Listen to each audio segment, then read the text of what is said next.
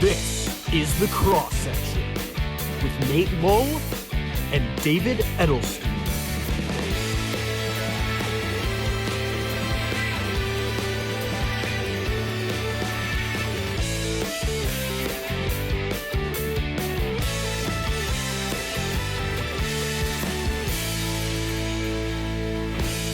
So this is a hat that I have been looking at for a long time, and I just never jumped on it because I have a lot of hats, as has probably been noticeable from the different hats that I wear every time we record.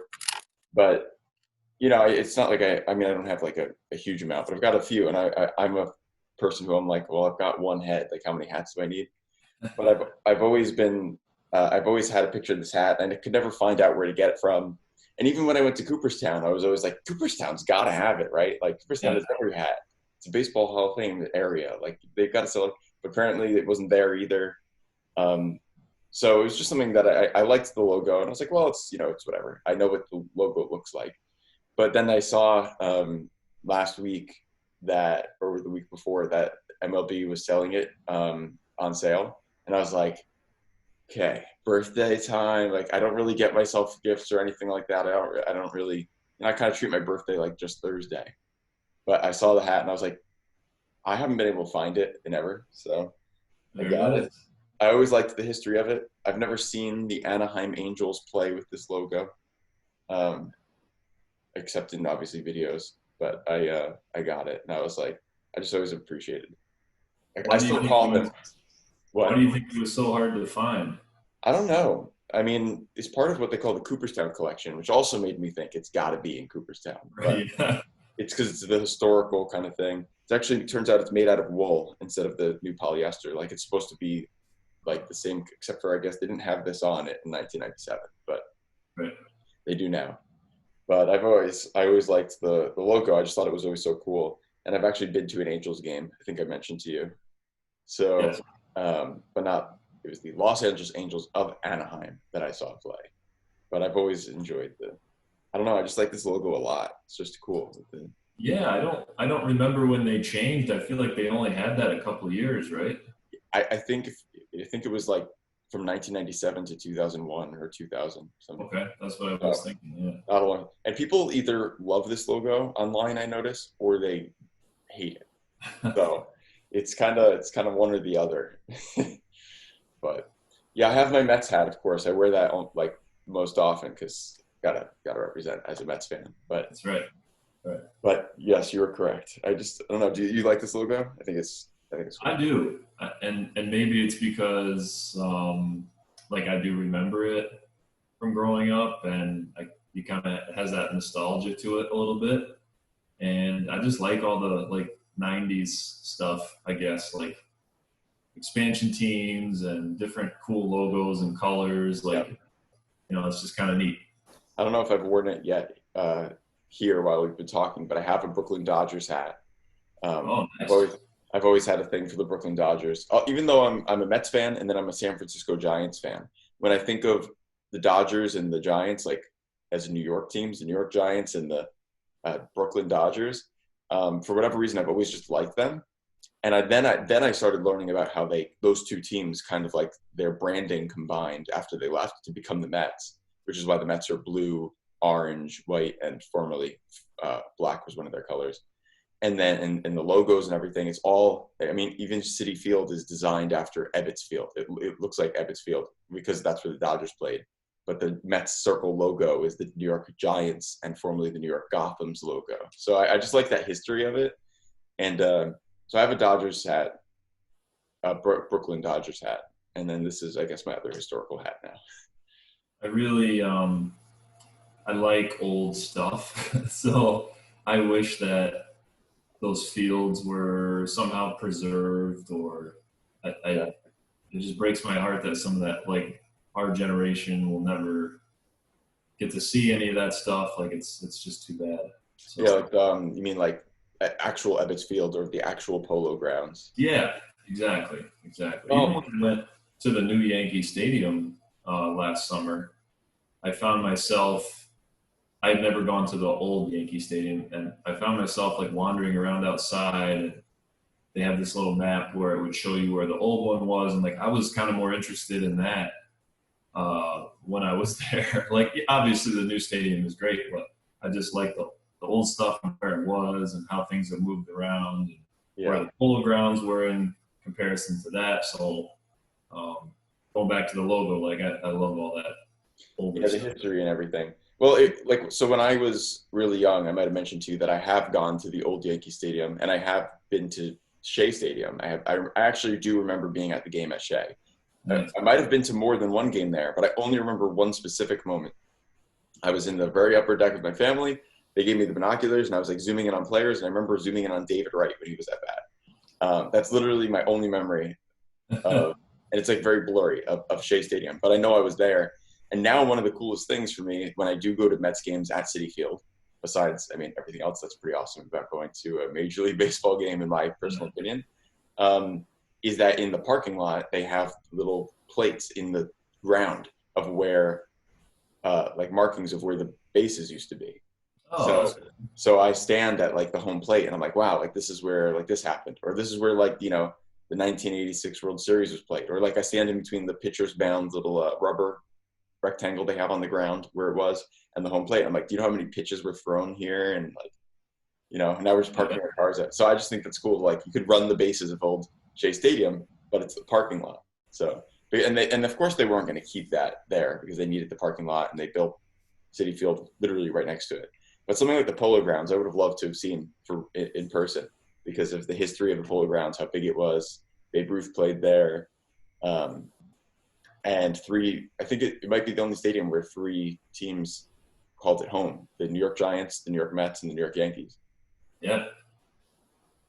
I was covering a travel baseball game yesterday, and I've been by this field a million times. It's in Albany, and I didn't realize that back in the 1800s, and I still need to do more reading on it, but I don't know if an original team, but a major league team played on this field. And then they moved, and I think they became the Giants. So this team would have played in like the 1880s, 1890s. So I read the whole plaque, and I can't even remember what they were called, but it was just cool. So was it the Gothams?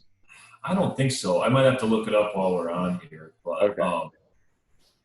I was like, I've been by this field a million times. It just looks like your normal like park field. And there was like a whole monument in the outfield that was talking about what the team was. Yeah, I'll pull it up here. So yeah. And while you're doing that, I mean, it reminds me of Murnane Field here in Utica, where, I mean, it's just kind of there. It's almost like it's like right next to a highway. It doesn't look like anything super fancy. Like it doesn't look like what probably Buffalo's AAA stadium now looks like because they're having Major League Baseball games there. They decked it out with all the colors and the lines and the everything. But it is formerly a New York Penn League team, and a lot of Hall of Famers played there, and it's not just a random baseball team. Or you see Doubleday Field. I mean, even in Cooperstown, which we know it's Doubleday Field. If you just look at it as a field, it's kind of just like, okay, it's a baseball field, like it's there. I want to go back to Doubleday. They've been doing some work there this summer and see how it looks. But yeah, that's one of my favorite places to go as well. Yeah, definitely. The construction. I had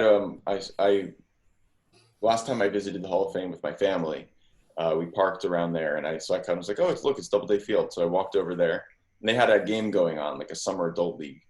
And but not many fans were watching, so I just kind of walked around the whole stadium, and just was like, wow, this is pretty cool. Like, is this supposed to be where baseball was invented and all that?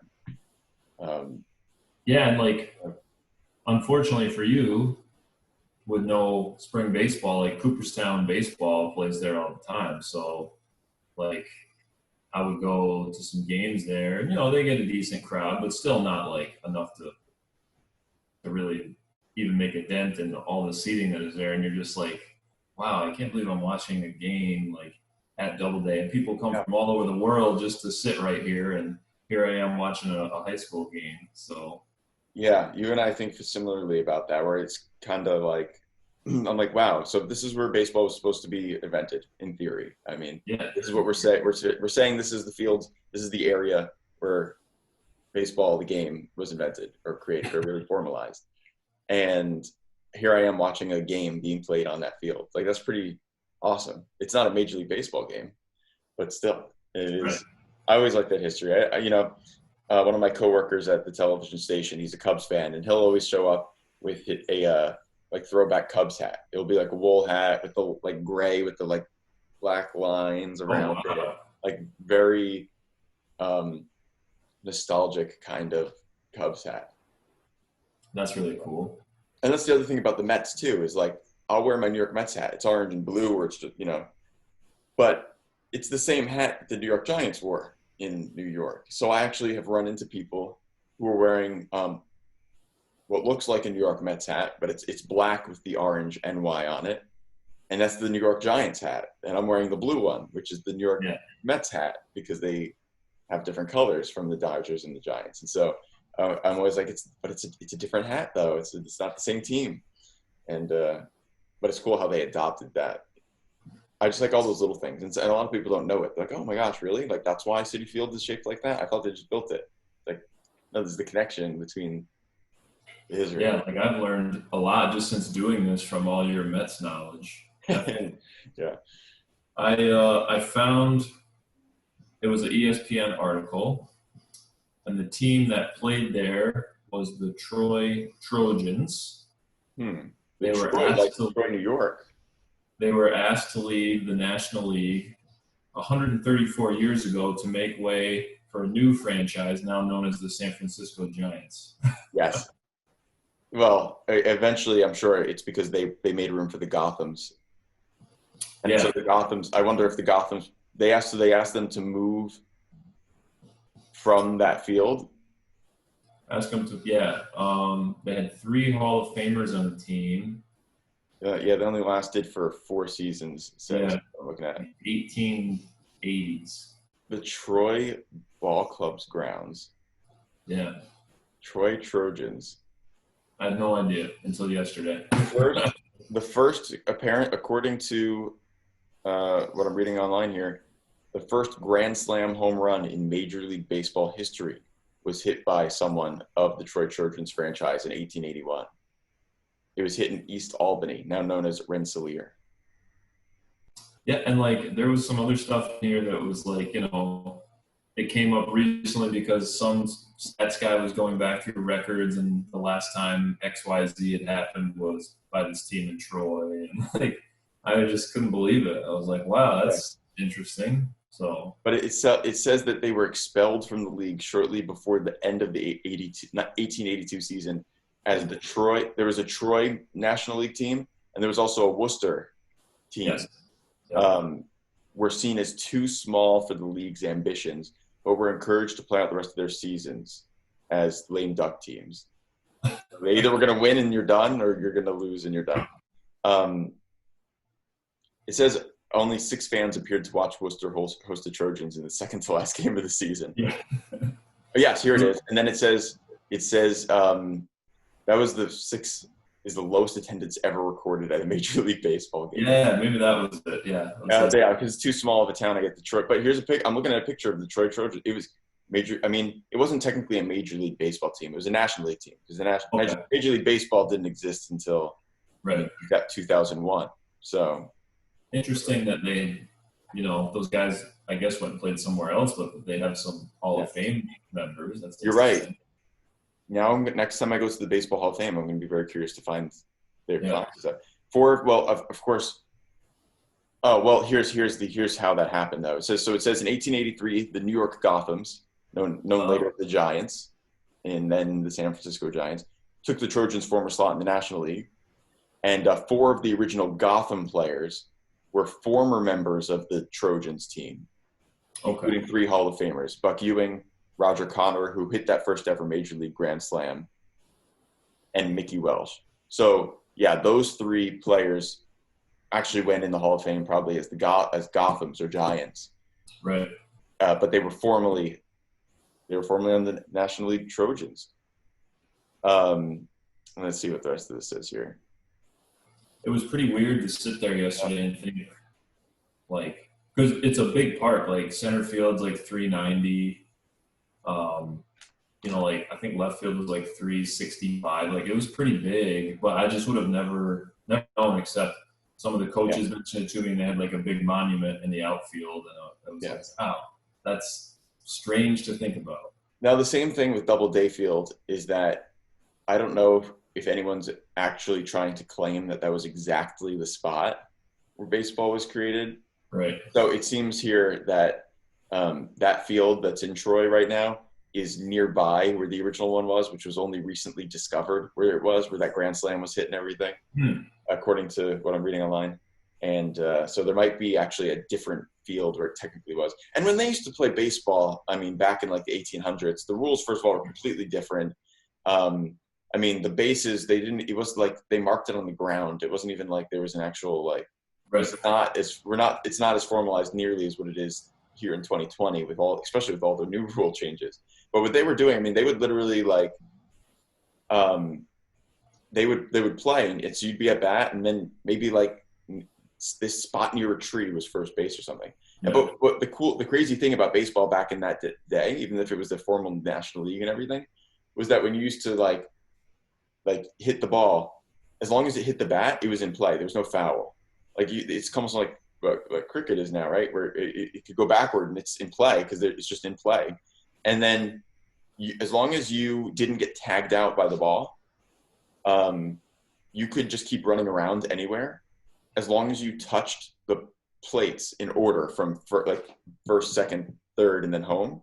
Right. As long as you personally touched them in order, you were safe. So, for example, if I hit the ball and it went totally backward, first of all, still in play. So I could run, but I could touch first base and I could go towards second base. But let's say that they get the ball back in the infield and I'm like, oh no, they're going to tag me out. I could go and like hide behind a barn that's in the nearby in the outfield and just camp out there until they either came and tagged me, which might allow someone who was on third to come in and score. They'd start pitching to the next person. And then I'd eventually try and like either steal the base, like sneak in to second. But I had to touch first, second, third, and home in that order, which, by the way, also from what I learned in a baseball class I took, was originally third, second, first, and then what we call today third, second, first, counterclockwise. No, they would run clockwise. Now it's counterclockwise because for righties it was just easier to run straight. But it used to be the other way. And but I could just camp out behind a tree or something, and there could be three of us on second base at the same time, just camping out and waiting. As long as we all touched it in the right order, it'd be fine. So the game is also different. So when they probably found these old fields, they probably didn't resemble like, oh, look how crisp and clean. Like, oh, sure. This high school field you're talking about now is probably much more stamped into the ground than any of the former. Like, it was just grass. It's weird because it's right next to a high school, but it's actually not part of the high school. It's like a private park, which I never knew because I'd been to this high school many times and just thought it was like part of the school. So learned a lot yesterday. I might have to go back this week, and if I do, I'll make sure I get a picture of the plaque and I was gonna say walk around a little bit more. Well, what do you think of how Major League Baseball is playing out as far as the season? Now we've had. I was looking at the Cardinals yesterday, and the Cardinals had a doubleheader, but after the doubleheader, their record is 4-3. So they haven't played that. Like they're playing a game. The team is the White Sox. I think played like 20 games already. They've played 7. The Marlins are in first place because they have the best winning percentage, but they've played like 7 games less than anyone else in the National League East. And the Mets are the Mets. So what are your overall thoughts of what you've seen?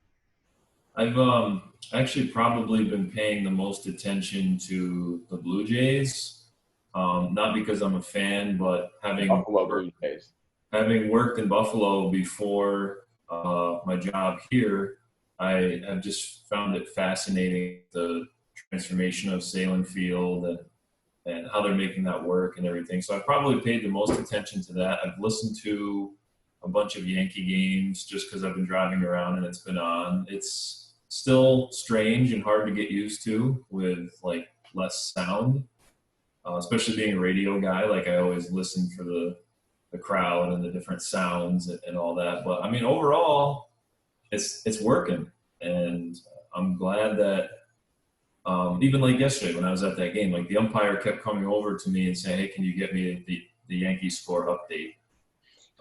He was a Yankees fan, and he knew that I was on my phone. It just feels kind of like you're getting a little bit of normalcy, I guess. So I've enjoyed it a lot. How about you? I've enjoyed it, except for, of course, the Mets still being the Mets in many ways, and just, they'll tie the game up in the top of the ninth, and then in the bottom of the ninth they'll just miss the tag at home plate by like an inch, and they'll lose out on a walk off. Yeah. Like, you gave me hope for 3 more outs. Why? Yeah. Or things kind of like that. But then again, there's expanded playoffs, so people were like, well, if the season ended today, the Mets are in. But from a baseball entirety perspective, yeah, I think the Blue Jays point's interesting, and I am excited to see what happens with the stadium in the future when the Bisons are back there. Do they? I mean, they're not going to undo these investments they made.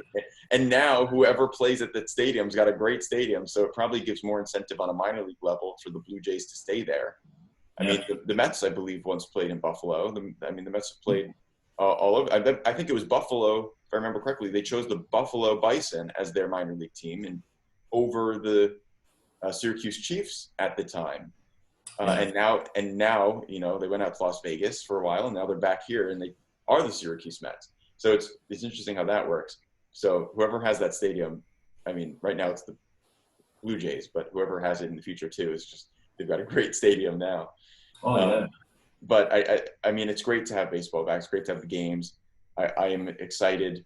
Hopefully today, and I mean, yesterday I came home and I was just sat down, watched the game, and it's weird. The rules are weird.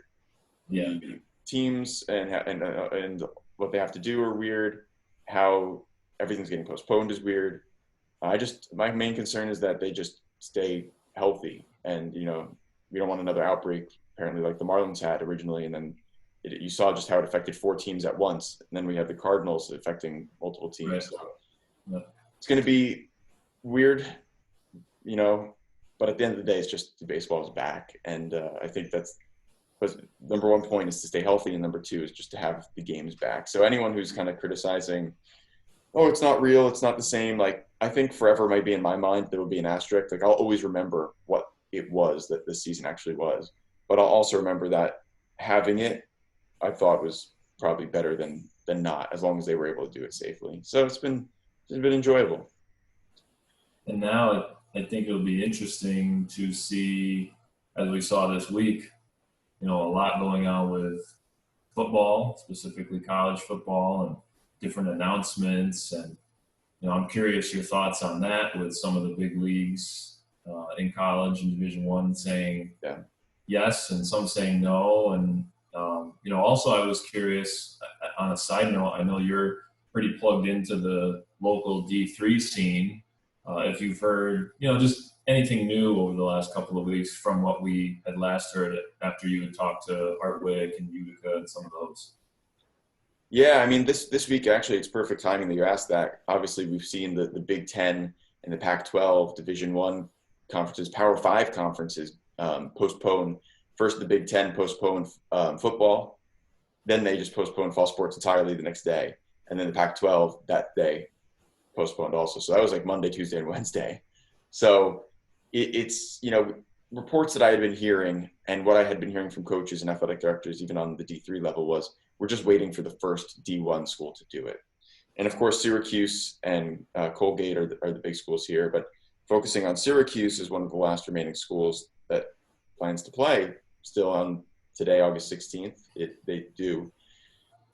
It's been more of like how everything's played out. I mean, we've seen on high school level and professional level and everything that once one group does something, then the next does, and the next does, and the next does. And it's actually, there's been some criticism about that from some people since March 11th, when the NBA first suspended, because they're like, oh, well, they're not really taking time to think about it. They're just doing it because they did it and they don't want to risk it.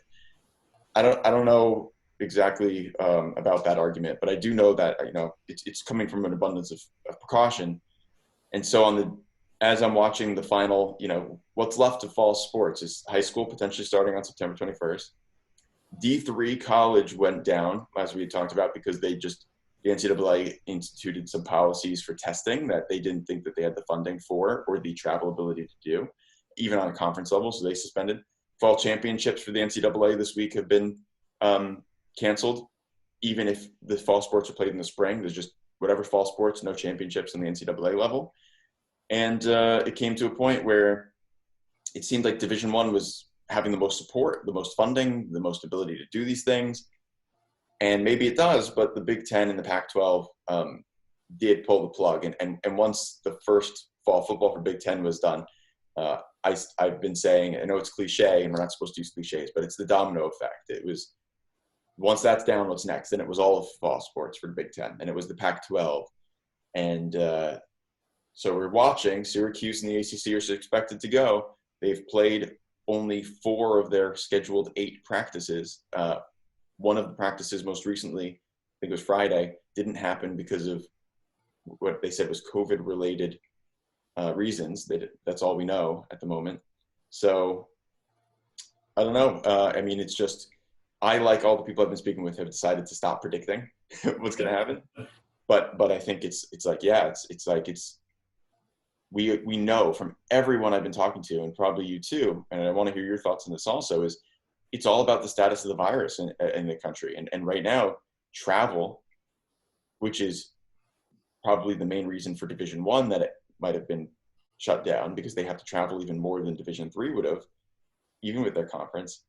I guess the status of the virus is just apparently, according to health officials and these sport officials, not there. So it leaves me with a question mark as to what high school sports can do, or what Division I will do, or what the NFL will do, what will happen this fall. I don't know. Maybe we might be living in a really good time right now. We have the NBA, and NHL and MLB at the same time. But after that closes out, just because this domino effect we're seeing for fall sports entirely, besides just Division I, it could look like we get to a point where there are suddenly no sports once again until January or March. No, and just, again, it's another week of waiting and no answers, at least for the high school level, because, again, every AD or coach that I talk to says, we just don't have that guidance from above. And from what you just said too, like, if a D3 college can't keep up with the rigorous testing and everything that they have, deemed appropriate, if the state says that to high schools, I don't think there's any way that a high school could keep up with that. So yeah. I'm still erring on the side of caution at this point. I'm hopeful that maybe they'll be able to figure something out, but I definitely think there's still a difficult road ahead. Yeah, and it was NYSPHSAA Executive Director Rob Zayas, as we keep mentioning, who had said to me that testing financially on the high school level is just not possible. Yeah. And I've been speaking to some ADs also, and some football coaches now. I spoke with Holland Patton football coach Brian Briggs this past week as the Division I football teams started canceling, and I said, or postponing at least. And I said, hey, does this change your thoughts about high school at all? And of course, one thought that I got actually from Whitesboro head coach Curtis Schmidt with that question was that the D1 teams have to travel across the country. High school might benefit from just putting together a quick league schedule of some sort, or scrimmages and things, because it's regional. We're right here. It's really not that big of a deal. But they would never get into the testing to figure out whether someone had the virus. So what happens if you do? That's not figured out. What head coach Brian Briggs of Holland Patton told me was that he thinks it's important for everyone to get back on the field. But their Holland Patton, being north of Utica and having currently on their schedule, which John Rathbun, the executive director of Section 3, says would have to be reworked anyway. But on the schedule for Holland Patton are teams like that are an hour away, and some teams in Syracuse, and some teams are. He's like, we have Class C school. He said, like in Westmoreland, is right nearby. And he's like, we're not scheduled to play Westmoreland. We're not scheduled to play Clinton, but we could be. We could rework that and be more regional. But he says we're not going to be taking 5 buses to get the whole football team on the bus. He's like, our athletic director would never allow 5 different buses to travel an hour. He's like, the cost is not effective for that. So he's like, maybe we could rework it to be against Westmoreland or Clinton, schools within 20 minutes, half an hour of Holland Patton. And I think that if there's anything that's going to save high school football for actually competition, they might be able to practice this year. It seems like that's likely, that they could do some sort of gathering as a team. But to have some sort of scrimmages or in the high school level or some sort of game competition, it would have to be a shortened, obviously, and reworked schedule to be locally. But who knows whether the guidance, it really is that waiting game. Like you said, we don't know until they have these meetings, and these meetings they're having with parents that the governor wants everyone to have 3 meetings for every school district for parents. Little Falls athletic director Brian Tooley told me it's going to be the same meeting 3 times. So if you miss one, you can make it. So it's just one meeting they have to have. And he said athletics have nothing to do with that. And he's assistant superintendent of the district and the athletic director. He said athletics, nothing to do with it. We have no information on athletics. We don't know. And so it also leaves the question in my mind that I've been asking also is, okay, we're waiting for guidance, but here we are, it's August 16th. September 21st is a month away. It's like a little over, that's 5 weeks. Is that enough time to even prepare to do anything? So I know I just said so much, but there's from this Division I football conversation and the waiting of high school still brings in a lot of different questions about what's going to happen, but no one's predicting anything. We're just kind of sitting and waiting. Yeah, but again, I think we're waiting on the guidance. We're waiting to see what each individual school does for the plan. Mm-hmm. And we keep hearing different schools are doing different things depending on their own communities and their own needs. And same as you, everybody I talk to says, well, we're trying to figure out the academic side first, rightfully so. And sports is still, on the back burner. And that date is getting closer and closer. So really tough because, I know that for some kids, they'll still be able to continue to do their travel sports that have gotten up and going this summer, or they might be able to do some pony league baseball or something like that. But again, it's in terms of regular high school sports, still a long way to go. And again, no green light yet. Yeah. What have you been hearing about these different meetings? It just seems like everyone wants to hold out hope and aim for September 21st. And we even see people tweeting on Twitter, and Rob Zayas is good at getting back to people and consistently saying, we're working on behalf of the interest of all of our thousands, hundreds of thousands of students and all of our school districts and everything. But there really is, we're waiting for the guidance. And I just wonder what will come of all this, as far as just the date was postponed to September 21st from August 24th to start high school fall sports in order to allow schools to reopen.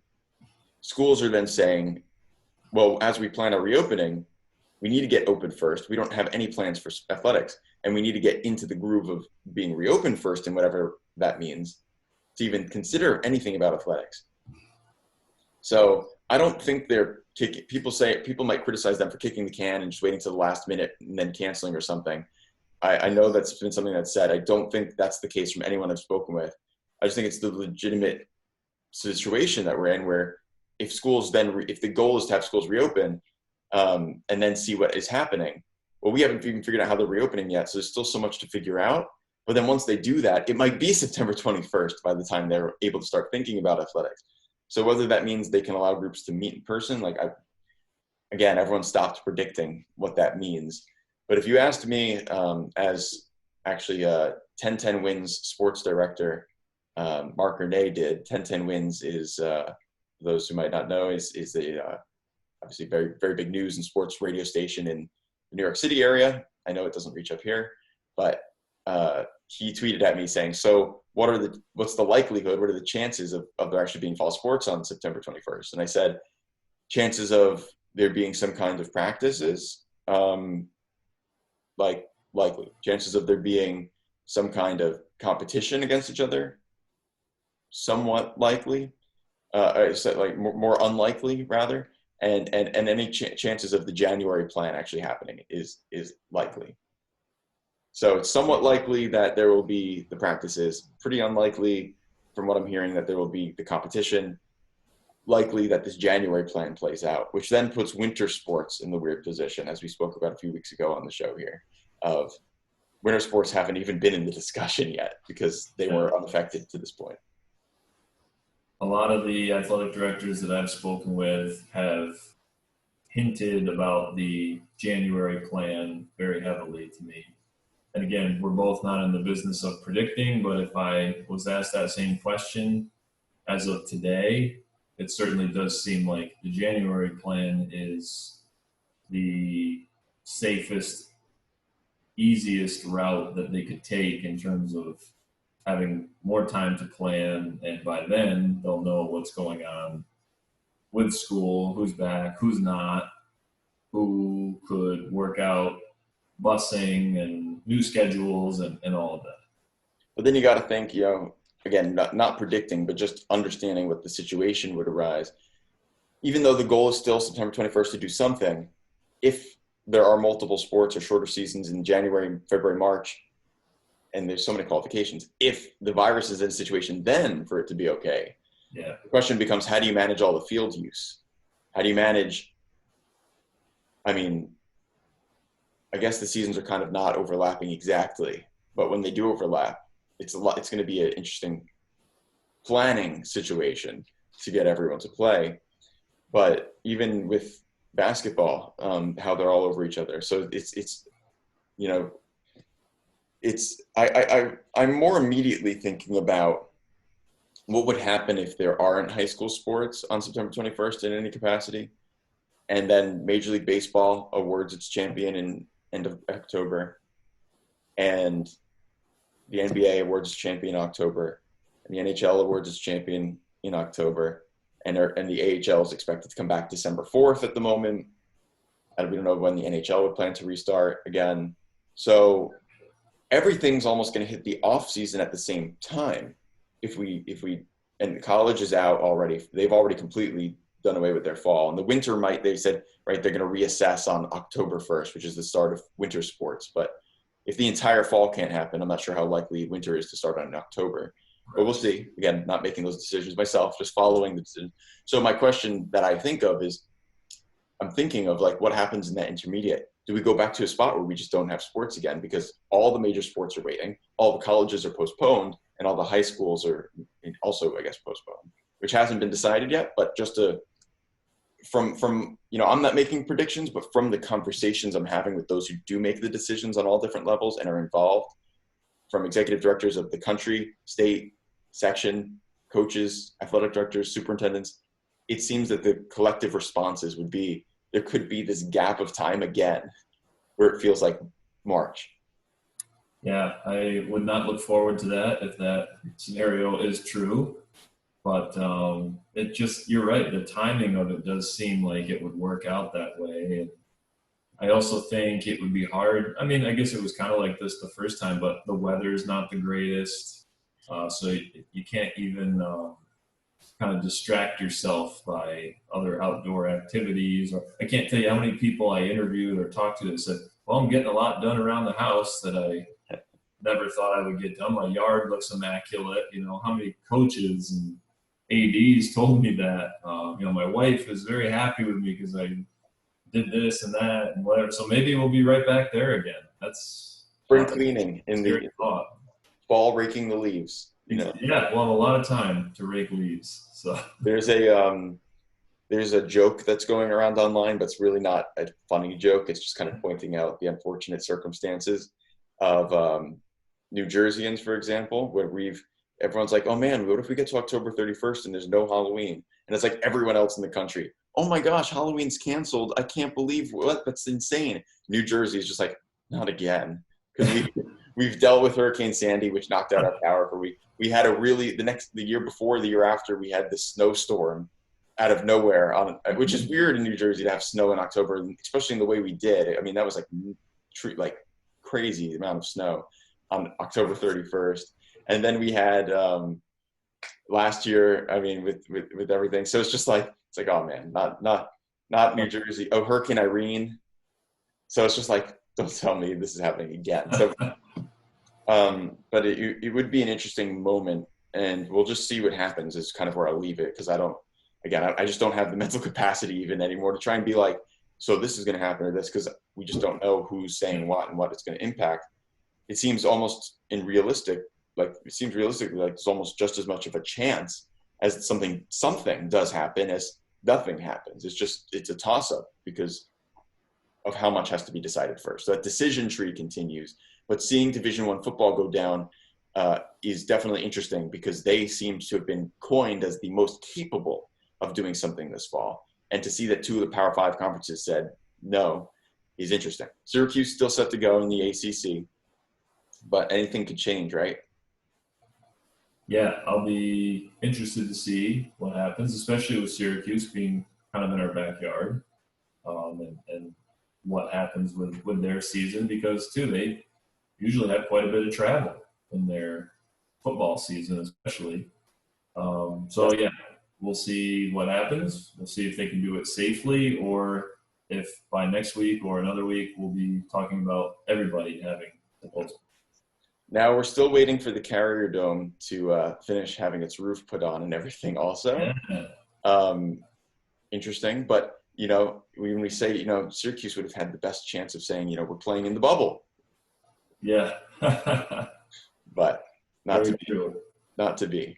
So, yeah, it will be interesting to just kind of see. But at least for this week, I mean, the biggest thing I'm tracking is just what these conversations are for the high schools, if anything does come about. And just fortunately, we have Major League Sports to kind of carry us through. And you've had some of the local baseball and softball that you're still going to, which is great that they've been able to clearly do it. But again, the difference between that and high school interscholastic activities that it's been mentioned over and over again by everyone is that it's tied to education. So it's tied to a lot of different protocol.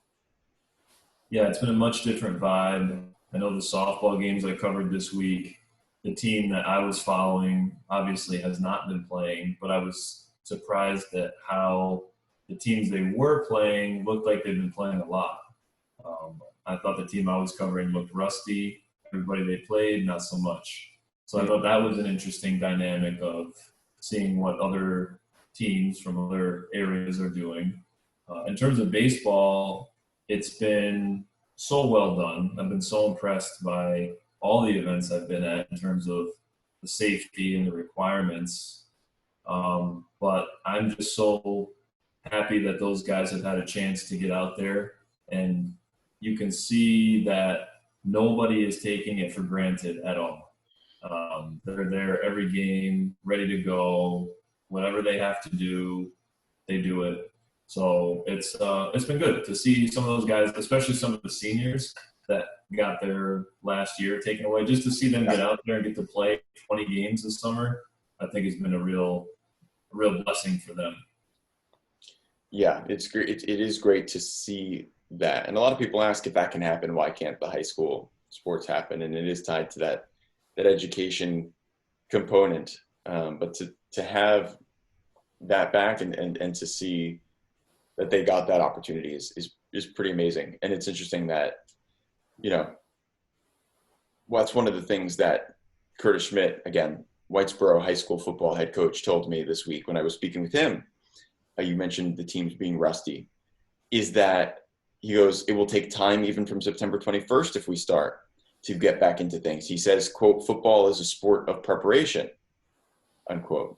And so that's a sport where you need to have practices. And he says, we're doing Zoom meetings. We see the team doing the workouts. We've kind of implemented our offense and defense and given them the schemes and the plans online. But getting them to work together and physically active in person is a different story to ramp that back up. And he said it will be a process to ramp that back up. And he goes, listen, we might be a little rusty, but every team's in the same situation. So he said there are no excuses if the high school sports do come back, which would probably be a more consistent practice schedule than maybe a team not playing for a while, like you said, for these almost pickup games in different leagues. So, but it does bring out the good point of being how much it will take to get back into it. And keep in mind, besides their own workouts, some of these athletes who play other sports, the student athletes, have not played anything since the end of last winter sports season. If they were in the sectional playoffs, that would have been March. If not, that's mid-February. And there has been no active competition team together.